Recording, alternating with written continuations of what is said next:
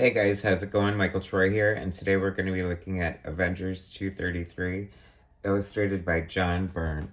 Okay, so Byrne was on Fantastic Four at the time, and this was like a crossover, I think, with Fantastic Four, and it is from 1983, and it is so cool, and I love it.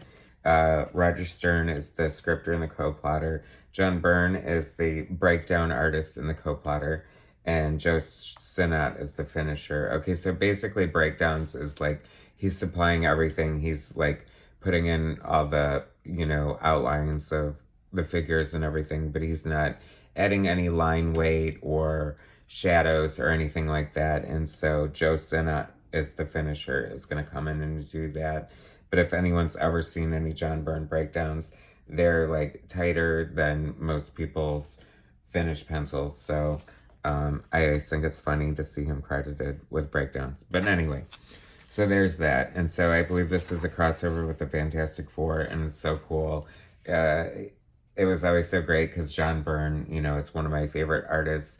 And it was always great that we got so much of him. You know what I mean? He was always drawing 2 books a month normally, and every once in a while he'd do something like this, a crossover, or covers for Web of Spider-Man, or uh, drawing an annual. I mean, he's a beast.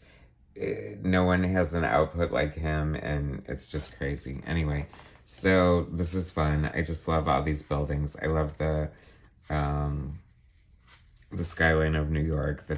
I don't know, I think it's just growing up reading superhero comic books. It's like I've never even been to New York, believe it or not.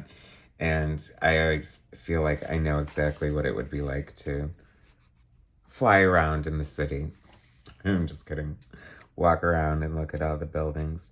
It's funny because I'm not always crazy about Joe Sinnott and King Byrne because he's pretty overpowering, but I don't know, it just looks really good here. I think it's just a really nice combo, and just, Byrne is really shining through anyway. This kind of reminds me of one of their earlier collaborations on Fantastic Four, but I don't know, I'm very picky when it comes to people inking Byrne, but I'll take it. It looks good. Funny watching Falcon and Winter Soldier really makes me miss Steve Rogers, so it's nice to see him here. There's Annalise.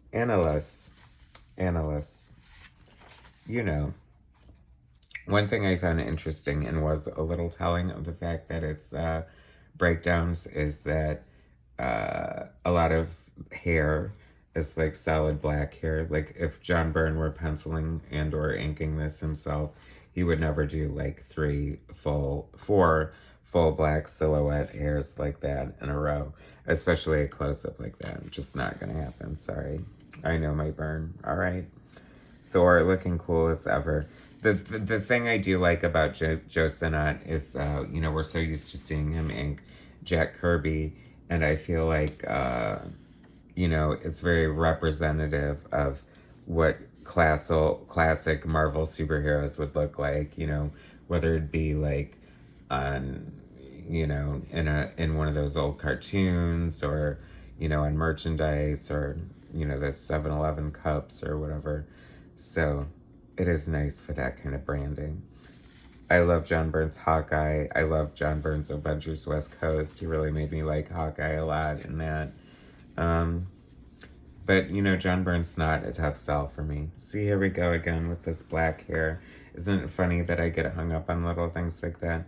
But you just notice it. Like, in what is astonishing to me, because like Star Fox has like red hair, and I mean really red, like Ronald McDonald bozo red hair. But anyway, I would just want to be drawing little highlights in there if I were inking on John Byrne's pencils, which would make me crap my pants. I'd have to do vellum or digital. I couldn't work on an actual Byrne page. I think I would have a nervous breakdown. I worked on a Mark Silvestri page once that almost made me have a nervous breakdown, but I survived it, and it was cool as hell. So, let's see. Oh, here's Vision. So there's this dome covering the city, and they don't know what it's about. And Vision is going to phase through it. And immediately it, like, short circuits him, and he's on the inside. And there's the overprotective Scarlet Witch. And she's completely red for some reason, even her face. And, Star Fox, such a creepy ladies' man, right? It's so funny. I feel like this costume would never fly today. Like, could you imagine if they just came out with the superhero costumes? I totally get why they updated them. I mean, they do look a little hokey, but I can't lie. Like, it gives me such a thrill, like in WandaVision, when they pay homage to the original costumes, even if it's Halloween or whatever. I love that crap. All right. Superhero costumes are awesome, and there's a reason we all love superheroes. Because they're just so cool. And here, every single person has that black hair. I'm starting to lose my mind. I'm just kidding. I'm not going to lose my mind over it. Because otherwise, it's just astonishing to me that you would put so much detail in everything else and then do that. But it still looks good, so I'm going to stop. This is the last time I mention it. I promise. I remember this ad when you could subscribe. You know, I was thinking about this. Maybe, like, would this not help the comic book industry if Marvel and DC, if you could still subscribe directly from them and they just cut out all the middlemen? I mean, I'm by no means am I saying that they should get rid of comic book stores, but it's just with so many people ordering anyway, why not push for this crap again? I mean, especially as expensive as comics are. So, okay, so 12 issues at $4 each. We'll say that there's still 4. So that's like $48. So if they gave you a subscription for like $30 or something and you save that much money, I mean, so many people would do it, I feel. I'd subscribe to the books that I'm on the fence about. Like, that's like why it was cool.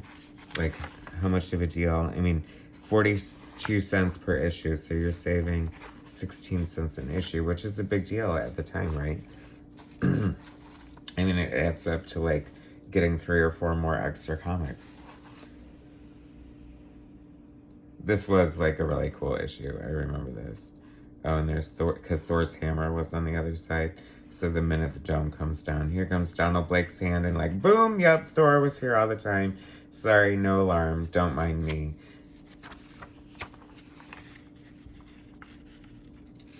Captain America throws his mighty shield. I just love classic looking Cap. I just love other C, finally, after all these pages. And I wasn't going to bring it up, but now we have a red highlight and Star Fox hair. So I'm a little excited about that. But poor Vision is, something's wrong with him. He's been short-circuited. I can talk, I swear.